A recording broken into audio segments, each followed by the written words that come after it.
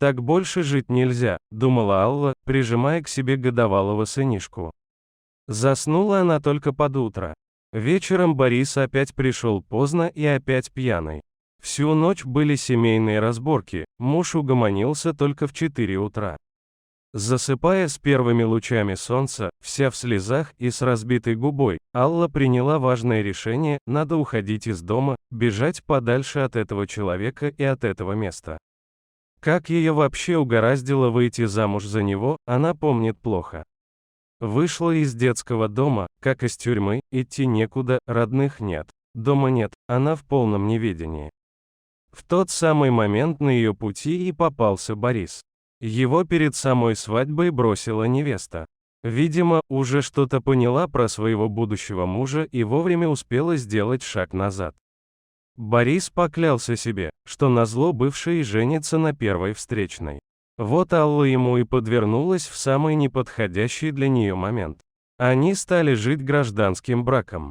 У Бориса была своя однокомнатная квартира, и он проживал в ней один. Он вообще был один, у него не было никого, как и у Аллы, и она подумала, что они родственные души. Наивная и доверчивая, она потянулась к взрослому мужчине. Ей казалось, что именно здесь она найдет защиту и покой. Алла еще не знала, в какую ловушку она угодила. Сначала все было неплохо, девушка нашла работу, зарплата была небольшая, но она была рада и такой. Борис вполне неплохо зарабатывал и вдвоем всего хватало. Девушка решила, что ей повезло, и она вытащила счастливый билет. Первое время Борис был заботливым и внимательным, видимо, держался из последних сил, но он превращался в монстра, когда в его организм попадала хоть капля алкоголя. А алкоголь в его жизни стал появляться все чаще. Потом к этому бедствию добавились еще и карты. Оказалось, что ее сожитель игрок, причем игрок со стажем. Сперва он это все тщательно скрывал. Потом почти все, что Алла зарабатывала, он спускал на алкоголь и карты. Она уже несколько раз намеревалась уйти, но Борис стоял на коленях, плакал, умолял остаться и слезно обещал, что больше такое не повторится. Но за одним последним разом наступал другой, потом третий, а потом она узнала, что беременна. На аборт денег не было, да она даже и не думала о таком исходе. Детей девушка очень любила и хотела стать мамой. Борис очень обрадовался такой новости, что скоро станет отцом. Он поклялся Алле, что теперь все будет по-другому. Пару месяцев в их доме действительно была гармония, но потом Борис как с цепи сорвался, как будто хотел наверстать упущенное. Глядя на то, как живут другие, она не ждала благостей всего мира к своим ногам. И если до рождения сына Борис никогда не поднимал на нее руку, то с рождением малыша он стал ее бить и находил для этого любые предлоги, как будто вымещал на ней злость за все свои неудачи. Алла лежала в постели с закрытыми глазами и вспоминала слова Бориса, которые он сказал ей накануне вечером, что сегодня он проиграл ее в карты какому-то мужику, которого видел в первый раз.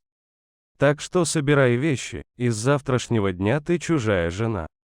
Вечером за тобой придут. Она не могла поверить в такое, уточнять, что будет с их сыном. Она даже не попыталась, потому что для нее уже было все ясно. Завтра их с Мишуткой здесь не будет. Утром ее разбудил грохот бутылок и крик мужа. «Ты плохая хозяйка, ты плохая мать». Правда, найдя остатки алкоголя, он немного подлечился и снова завалился спать. Малыш начал капризничать, и Алла, взяв ребенка на руки, вышла из квартиры и захлопнула за собой дверь. Что же делать теперь? Возвращаться нельзя. Купив пирожок и молоко, они позавтракали в парке. Мысли уехать за город не покидали ее, и она решилась.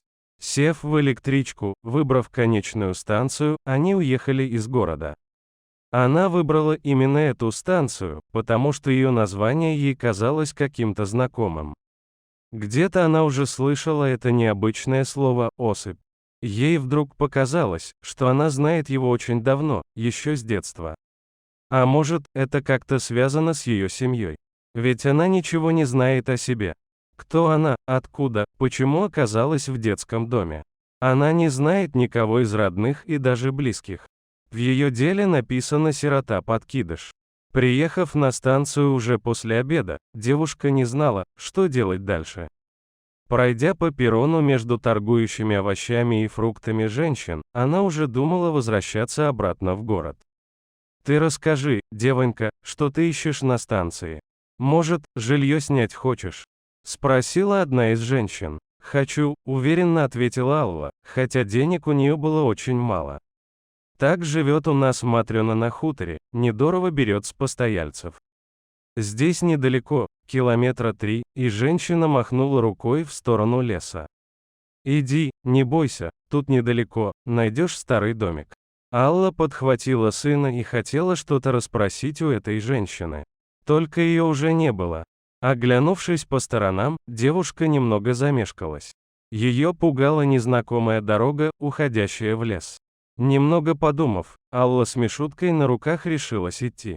На краю леса дорога перешла в узкую тропинку, еле заметную в траве. Лес встретил их прохладой, щебетом лесных птиц и запахом цветущих растений. Дорога была приятной и нетрудной. Мишутка на руках у мамы уснул сладким сном. В какой-то момент тропинка раздвоилась, и Алла не знала, куда идти. Пошла направо, даже сама не зная, почему. Она уже шла примерно час, а лес все не заканчивался, и хутора не было видно, да и тропинки тоже. Руки онемели от тяжести. Она поняла, что устала и заблудилась. Девушка решила отдохнуть и присела на пенек. Слезы потекли у нее из глаз. Да почему же она такая несчастливая? Из дома ушла, так еще и в лесу заблудилась. И как теперь выбираться? Как искать этот хутор? Вдруг она услышала за спиной тихие шаги и хруст веток. Она повернулась. Волк стоял совсем рядом и внимательно смотрел на нее. Ужас застыл в глазах девушки. В этот момент она не думала о себе. Все ее мысли были о маленьком сыне. Но волк не собирался на нее нападать, скорее наоборот, он звал ее куда-то за собой. Это она поняла по его странному поведению. Он то уходил, то снова возвращался на прежнее место. Терять уже было нечего, и Алла пошла за животным. Вскоре они вышли к той самой развилке, где она неправильно свернула направо. Волк пошел по другой тропинке, и девушка последовала за ним. Вскоре показалась полянка, а на ней вдалеке виднелся дом. Волк вошел во двор и направился к большой просторной будке. Это, видимо, было его жилище. Алла постучала в дверь, но никто не отозвался. Тогда она потихоньку вошла в дом. «Вы комнату снять хотите?» Она услышала за спиной приятный женский голос и повернулась. Женщина качнулась и чуть не упала в обморок, но вовремя схватилась за дверной косяк. «Галочка, детка, сама вернулась в родной дом. Как ты нашла дорогу? Вы меня знаете?» – удивилась Алла. «Меня волк сюда привел, а я в лесу заблудилась. А это кто?» И она показала на фотографию на стене. Через час она уже знала себе все. В 90-е ее отец встал на пути какого-то очень влиятельного человека, и тот пообещал жестоко отомстить его семье. Девочку выкрали, а отца убили. Мама ее не вынесла такого горя и наложила на себя руки. Это ее фото висит на стене. Вы похожи друг на друга, как две капли воды. Я пыталась тебя отыскать, но все безуспешно.